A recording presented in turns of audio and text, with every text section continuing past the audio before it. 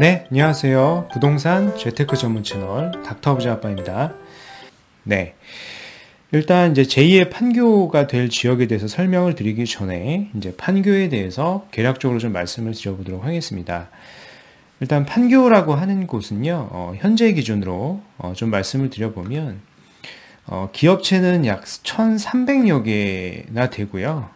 그리고 그런 기업체에 9만 명 이상의 근무자, 주로 이제 R&D 인력이 많이 포지션 되어 있어요. 그래서 더불어서 약 80조 이상의 매출을 올리고 있고요.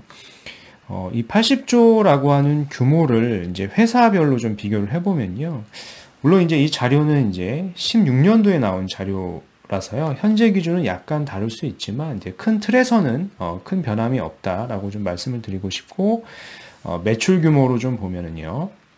삼성전자가 1위예요. 한 200조가 좀 넘고요. 현대자동차가 이제 94조. 이제 판교 테크노밸리에 있는 회사들을 다 합하면 이제 70조가 좀 넘기 때문에요. 이제 3위 정도 되는 규모다라고 좀 말씀을 드릴 수가 있을 것 같고요. 굉장히 큰 규모다라고 좀 말씀을 드릴 수 있을 것 같습니다. 그래서 이제 여러 가지의 기업들이 현재 이제 판교에는 입주해 있는데요. 보시는 화면이 좀 글씨가 작아서 잘 안 보이실 수도 있지만요. 대표적인 기업들을 제가 좀 말씀을 드려보겠습니다. 이제 회사명을 좀 언급을 드릴 건데요. 일단은 뭐 판교 테크노밸리에는 많은 기업들이 있어요. 뭐 이제 뭐 넥슨이나 뭐 넷마블 이런 회사들이 있고요. 그리고 뭐 안랩, 그리고 NC소프트, 그리고 이제 뭐 카카오, 그리고 카카오 계열사들, 그리고 이제 게임 업체죠. 뭐 펄어버스, 한글과 컴퓨터, 뭐 NHN, 그리고 뭐 SK 계열사 등도 이렇게 있습니다. 보시는 것처럼 이런 IT 업계들이 좀 많이 포지션 되어 있고요. 대기업군도 좀 많이 있는 것을 이제 확인할 수가 있습니다. 네. 이제 판교의 이제 지정의 입지를 좀 살펴보면요. 지금 마커를 찍은 곳이 행정구역상으로 이제 판교에 입지해 있고요. 이제 바로 인접한 곳이 이제 분당이 있겠죠. 분당이 있고, 이제 위쪽 이제 성남이 있고요. 그리고 위쪽으로 좀 올라가 보면 이제 송파구, 강남구, 이제 서초구, 그리고 바로 옆이 이제 동작구, 뭐 이런 식으로 되어 있고요. 강남구까지는 이제 반경으로 보면은 한 12km 정도로 되어 있고요. 그리고 이제 영등포까지는 반경 약 한 20km 정도 이렇게 떨어져 있는 것을 이제 확인할 수가 있습니다. 이제 물리적으로 봤을 때는 강남과의 접근성이 아주 우수해 보이진 않을 수도 있겠지만요. 이제 지하철로 보면은 판교에는 이제 신분당선이라는 게 있기 때문에 신분당선에서 이제 판교를 타면은요, 신분당선을 타면은 이제 청계산 입구죠. 한정거장만 가면은 좀 행정구역상 청계산 입구는 서쪽으로 되어 있기 때문에 뭐 강남입니다. 그래서 실질적으로 소요 시간이 약 14분밖에 걸리지가 않습니다. 판교에서 강남까지는요. 그만큼 이제 접근성이 굉장히 우수한 지역이다라고 좀 말씀을 드리고 싶고요. 네. 이제 판교의 이제 대표적인 아파트 시세를 좀 확인할 필요가 있어서요. 이제 대표적인 메인이 되는 뭐 가장 비싼 아파트라고 할 수가 있습니다. 이제 판교 프루지오 그랑블이라고 하는 아파트가 있는데요. 보시는 것처럼 이제 세대 수는 약 1000세대가 좀 안 되지만 이제 보면은 총 14개 동으로 되어 있고요. 약 10년 차 정도 된 아파트입니다. 보시면은 보시는 것처럼 이게 중대형으로 대부분 이루어져 있는 단지이고요.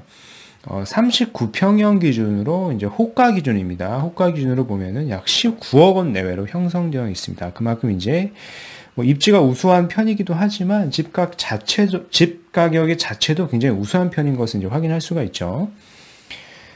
네. 그래서 이와 더불어서 오늘은 그 제2의 판교가 될 것으로 예상이 되는 지역인 광명에 대해서 더불어서 말씀을 드리려고 합니다. 일단 광명을 지리적인 입지로 좀 살펴보면은요. 네. 여기가 지금 광명시를 이제 행정구역상으로 이제 마커를 찍어본 거고요. 이제 반경 약 한 10km 이렇게 가보면은 이제 바로 위에가 이제 마곡이 이렇게 들어오는 것을 확인할 수가 있고요. 이제 왼쪽이 이제 김포공항이고요. 그리고 이제 DMC도 일부 좀 들어오고요. 그리고 이제 영등포나 이런 여의도권까지 이제 들어오는 것을 확인할 수가 있습니다. 그러니까 강남권은 이제 거리를 보면 한 20km 정도 이렇게 떨어져 있고요. 더불어서 판교는 약 22km 정도 이렇게 떨어져 있습니다. 강남과의 물리적인 거리는 좀 떨어져 있지만 이쪽은 행정구역상으로 보면 약간 서쪽, 이제 서남권에 속한다라고 볼 수가 있고요. 이제 광명시는 이런 식으로 되어 있는 행정구역입니다. 전반적인 지리적인 입지를 좀 확인하실 필요가 있을 것 같고요. 네. 이쪽 지역 같은 경우에는 이제 현재는 지하철이 특히 이제 광명 역세권 같은 경우에는 현재 기준으로 보면은 1호선과 KTX만 있어서요. KTX를 제외하고는 이제 도심권하고의 접근성이 다소 좀 떨어져 있는 상태지만 향후에는 이제 월판선과 신안산선이 생길 예정이기 때문에요. 그런 접근성이 굉장히 우수해질 예정이다라고 좀 말씀을 드리고 싶어요. 그래서 광명 역세권이 여기고요. 광명 역세권에서 이제 월판선이 이렇게 들어설 예정입니다. 그러면 이제 판교랑 접근성이 굉장히 우수해지고요. 그리고 인덕원역에서 올라가면 이제 GTX를 탈 수가 있고요. GTX를 타시면 이제 바로 강남권으로 가실 수가 있는 것이 되겠죠. 그리고 뭐 신안산선 같은 경우에 개통이 된다라고 하면은요, 이렇게 타고요, 바로 위쪽으로 2호선이나 7호선 등으로 갈아탈 수가 있고요. 바로 위쪽으로 여의도의 접근성이 우수해진다라고 좀 말씀을 드릴 수가 있을 것 같아요. 네. 그리고 이제 광명이 이제 제2의 판교가 되는 이후에는요, 첫 번째가 광명시흥 테크노밸리라는 게 있습니다. 보시는 것처럼 지정의 입지를 좀 살펴보면, 여기가 이제 광명역이고요. 광명역에서 왼쪽으로 좀 터널을 지나가 보면 이제 학원역이 예정인 지가 있습니다. 이쪽 지역에 이제 대규모의 택지가 조성이 돼서 광명시흥 테크노밸리가 조성이 될 예정입니다. 그래서 그 규모를 좀 대략적으로 좀 살펴보면은요, 이제 기업체로 보면은요, 약 2,000개 이상의 기업이 입주를 할 것으로 이제 예상이 되는 자료이고요. 일자리로 보면요, 약 한 9만 명 이상의 일자리가 생길 예정입니다. 물론 이것은 예정이기 때문에 앞으로 그 추이를 지속적으로 좀 지켜봐야 될 것 같고요. 그래서 이제 판교랑 좀 더 비교를 한 데이터가 있는데, 왼쪽이 이제 판교 테크노밸리고요, 오른쪽이 광명 시흥 테크노밸리다라고 봤을 때, 이제 판교 테크노밸리랑 비교했을 때, 뭐 그렇게 많은 차이가 있지는 않아요. 어떻게 보면 입주 기업으로 보면은 예상이긴 하지만 약 한 2배 정도가 되는 것을 확인할 수가 있고요. 이 2배이다 보니까 아무래도 실제로 이제 직원 수가 이제 더 많아지게 될 것으로 예상이 됩니다. 물론 이제 판교만큼의 그런 양질의 일자리, 대기업군이 얼마나 들어오는지가 향후의 관건이겠지만, 뭐 결국에는 어떤 양질의 일자리가 들어온다라고 하면 이쪽 지역은 이제 향후에 굉장히 더 좋아지고요. 그만큼 집가가 올라갈 수밖에 없는 지역이다라고 좀 말씀을 드리고 싶습니다. 네. 그래서 이쪽 지역도 뭐 대표적으로 봤을 때 좀 리딩이 되고 있는, 그러니까 시세를 리딩하고 있는 비싼 지역의 아파트가 있는데요. 일직동을 좀 예로 들어 볼게요. 이제 광명 역세권 부분을 이제 일직동이라고 하는데, 여기에 보면은요, 뭐 여기에 이제 다 붙어 있습니다. 5개 정도의 주상 복합이 위치를 하고 있는데, 그 중에서 광명 태영 대시양의 시세를 살펴보면은요, 이제 33평형 기준으로 호가가요, 한 12억 정도 내외 형성돼 있다라고 하는 부분을 확인할 수가 있습니다. 그래서 이쪽 지역도 뭐 시세가 낮지가 않죠. 그리고 아직까지는 인프라가 완성이 된 게 아니고요. 지하철도 없지만 향후에는 지속적으로 더 인프라가 갖춰지고 지하철도 이제 들어올 예정이기 때문에요. 시세가 점진적으로 올라갈 수밖에 없는 지역이다라고 좀 말씀을 드리고 싶습니다. 네. 그리고 더불어서 이제 위쪽으로 좀 보면은 광명 뉴타운이라는 게 있어요. 그리고 여기가 이제 광명 사거리역이고 여기가 철산역인데요.